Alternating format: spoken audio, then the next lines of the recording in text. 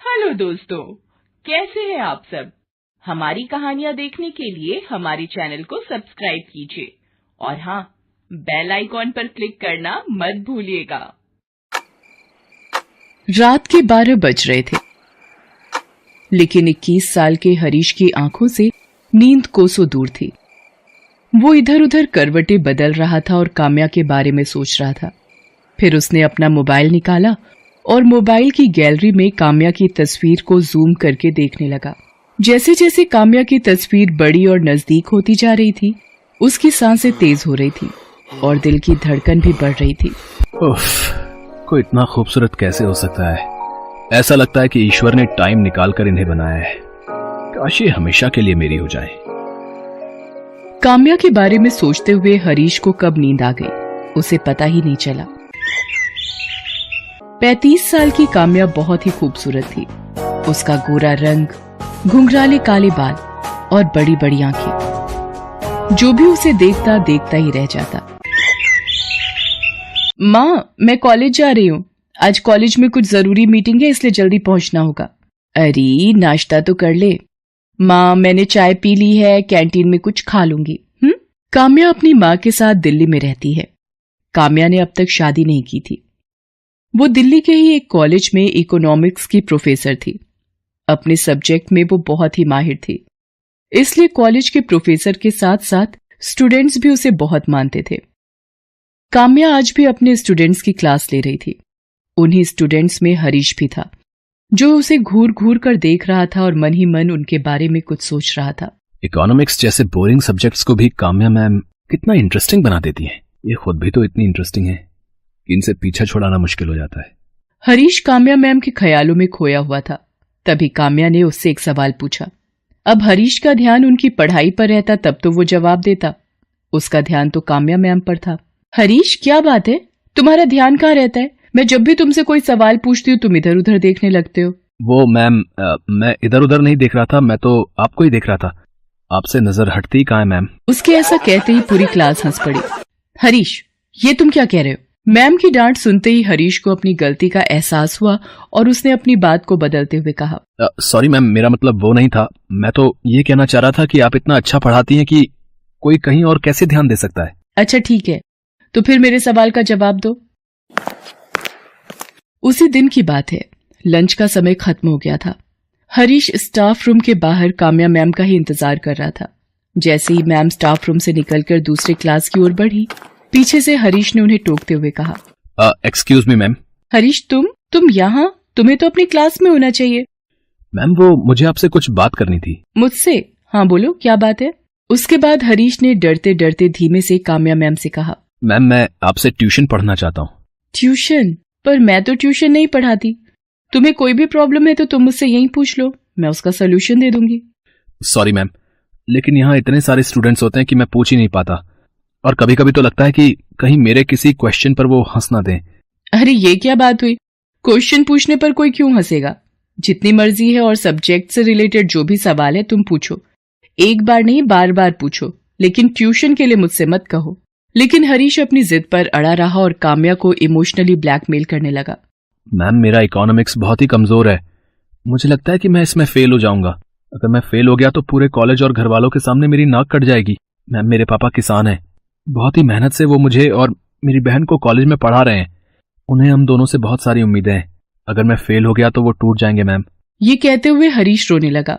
हालांकि उसके आंसू घड़ियाली थे और वो किसी तरह काम्या के घर जाना चाहता था ताकि वो काम्या मैम के साथ अकेले में कुछ समय बिता सके, उन्हें देख सके, उन्हें महसूस कर सके और एक दिन अपने दिल की बात उनसे कह सके।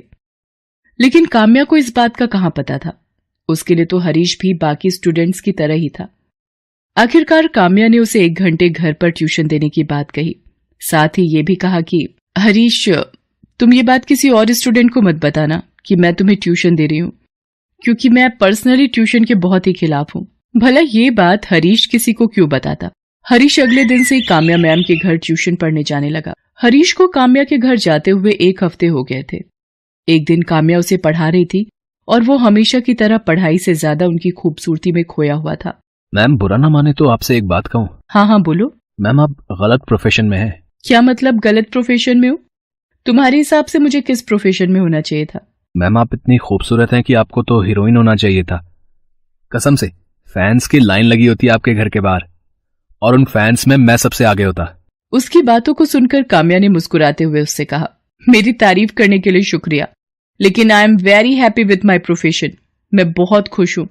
इनफैक्ट मैं बचपन से ही टीचर बनना चाहती थी ताकि समाज में वो बदलाव ला सकूं जिससे समाज ग्रो करे, वो नए सपने देखे और इस दुनिया को खूबसूरत। हरीश काम्या के यहाँ ट्यूशन पढ़ने आता रहा, लेकिन काम्या को अब यह एहसास होने लगा था कि वो पढ़ाई से ज्यादा उसमें दिलचस्पी ले रहा है। एक दिन तो उसने बहुत ही पर्सनल सा सवाल काम्या से किया।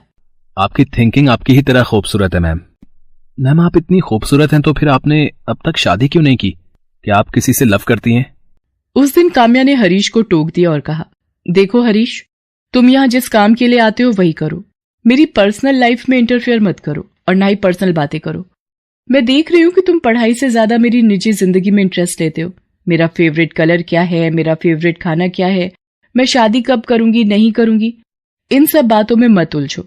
और अगर आइंदा तुमने इस तरह की बातें की तो तुम्हें यहाँ आने की कोई जरूरत नहीं है। आई एम सॉरी मैम, मैंने आपको हर्ट किया। मेरा ऐसा कोई मतलब नहीं था। उस दिन हरीश घर जाकर काम्या के बारे में ही सोचता रहा। आज मैंने काम्या मैम का दिल दुखा दिया।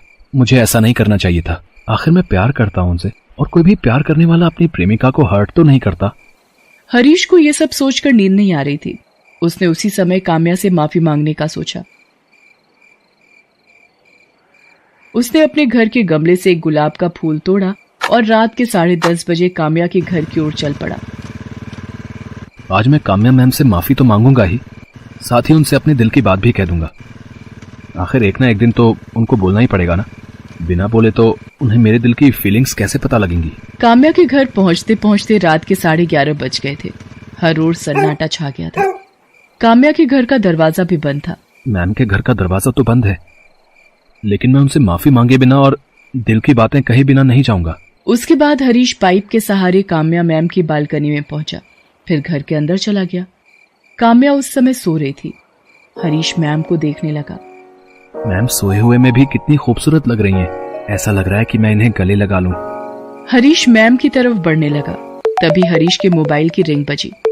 जब तक वो अपने फोन को साइलेंट मोड में करता, रिंग की आवाज से काम्या की नींद खुल गई। उसने अपने सामने हरीश को देखा तो वो बहुत डर गई। हरीश, तुम यहाँ और इस वक्त? तुम अंदर कैसे आए? मैम मैं आपसे माफी मांगने आया हूँ। माफी किस बात की? मैम मैं आपसे पर्सनल सवाल अब कभी नहीं करूंगा। ये कहने के लिए तुम इतनी रात को और इस तरह मेरे घर आए हो? ये कहकर हरीश ने गुलाब का फूल काम्या की ओर बढ़ाते हुए कहा, आई लव यू मैम। मैं आपसे बहुत प्यार करता हूँ। मैं आपके बिना नहीं रह सकता। मुझे हर पल, हर सेकंड, हर जगह आप दिखाई देती है ma'am. I really love you ma'am. ये सब क्या बकवास है हरीश? तुम होश में तो हो? तुम्हें पता है तुम क्या कह रहे हो? ये कहकर हरीश काम्या की ओर एक बार फिर से बढ़ा। Stop, I said stop.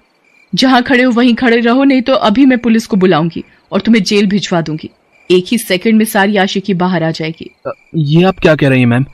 किसी को प्यार करना कोई गुनाह तो नहीं है। देखिए, पुलिस को मत बुलाइए। मेरे प्रेम प्रस्ताव को स्वीकार कर लीजिए। वैसे मैं जानता हूँ कि आप भी मुझे चाहती हैं, बस कहने से डरती हैं। अगर मुझे नहीं चाहती तो फिर ट्यूशन के लिए क्यों अलाउ किया मुझे? हरीश, तुम्हें अच्छे से पता है कि ट्यूशन के लिए मैंने क्यों अलाउ किया, लेकिन लगता है मैंने सच में बहुत बड़ी गलती कर दी है। नहीं मैम, आपने कोई गलती नहीं की है। गलती तो मैंने की आपसे प्यार करके। पता नहीं इस दुनिया में प्यार को इस नजर से क्यों देखा जाता है। सभी कहते हैं कि एक दूसरे से प्यार करो, फिर कंडीशन लगाने लगते हैं। प्यार कंडीशन से नहीं होता है, लेकिन उसकी सीमाएं तय हैं हरीश। मान लो कल को कोई इस तरह तुम्हारी बहन के कमरे में घुस जाए और उससे बदतमीजी करे, उसे जबरदस्ती प्रेम प्रस्ताव दे दो, तुम क्या करोगे? कोई मेरी बहन के कमरे में घुसेगा तो मैं उसे जान से मार दूंगा। अपनी बहन पर बात आई तो उसे जान से मारने लगे। मैं भी तो किसी की बहन हूँ, बेटी हूँ। बोलो मैं क्या करूँ? मैं भी मार दूं तुम्हें जान से, या तुम पर केस करके तुम्हें जेल भिजवा दूं? क्यों अपने परिवार की इज्जत मिट्टी में मिलाने पर तुले हो? हरीश, ये पढ़ने का समय है, करियर बनाने का समय है। उस पर ध्यान दो और कभी भी सीमाओं को मत लांघो। काम्या की बात धीरे धीरे हरीश को समझ में आने लगी। उसे अपनी गलती का एहसास हो गया। उसने काम्या से माफी मांग ली और वापस लौट गया।